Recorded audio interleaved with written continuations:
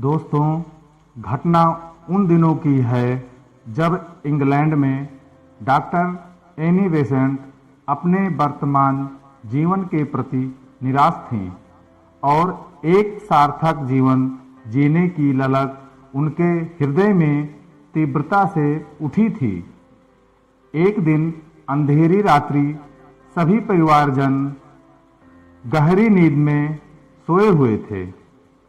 केवल वही जाग रही थीं और आत्मा की शांति के लिए इतनी बेचैन हो उठी कि इस जीवन से भाग जाने का ख्याल मन में लाकर सामने रखी जहर की शीशी लेने के लिए चुपके से उठी।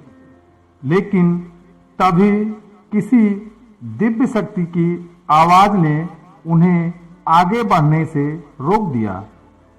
क्यों जीवन से डर गईं? सत्य की खोज कर ये सुनकर वह चौंक गईं। अरे, यह आवाज किसकी है? कौन मुझे भागने से रोक रहा है?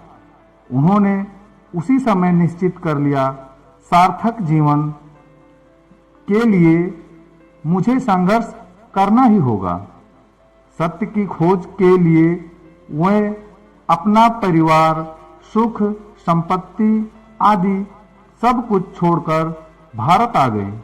उन्होंने साध्वी जैसा जीवन यहाँ ग्रहण किया और विश्व को भारतीय जीवन दर्शन के रंग में रंग देना ही अपना मुख्य उद्देश्य बना लिया।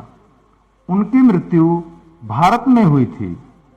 इस कहानी से यह निष्कर्ष निकलता है कि अंधकार से प्रकाश की ओर जाने के लिए भी मनुष्य को संघर्ष करना पड़ता है, जिसके दौरान वह अपनी शुद्ध चेतना से समर्पण भाव को जागृत कर जीवन लक्ष्य की प्राप्ति कर लेता है। ऐसे संघर्षवान व्यक्ति की ईश्वर भी सहायता करता है, बशर्ते वह सच्ची लगन व उत्साह के साथ सार्थक जीवन के प्रति संकल्पकृत और उसकी आंखें निर्धारित लक्ष्य पर केंद्रित है। याद रखें, जीवन सहज नहीं, एक संघर्ष है। कठिनाइयां एवं बाधाएं जीवन के अंग हैं। इनसे भयभीत होकर कर्तव्य पथ से पलायन कर देने का अर्थ होगा अपने जीवन मूल्य को नष्ट कर देना।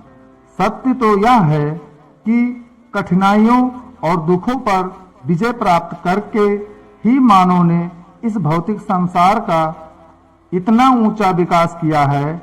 जब कड़वी दवाई के सेवन से रोग का निदान शीघ्र होता है, तब हम अपने जीवन की लक्ष्य की सिद्धि में संघर्ष से क्यों कतराएं? हेनरी फोर्ड का कथन ध्यान देने योग्य है। त्रेता युग में श्री राम जी को 14 वर्ष का वनवास मिला था और फिर लंका पर विजय प्राप्त करने के पश्चात लौटने पर राजगद्दी मिलते ही उन्हें सीता जी के निष्कासन पर अकेला जीवन लेना पड़ा था।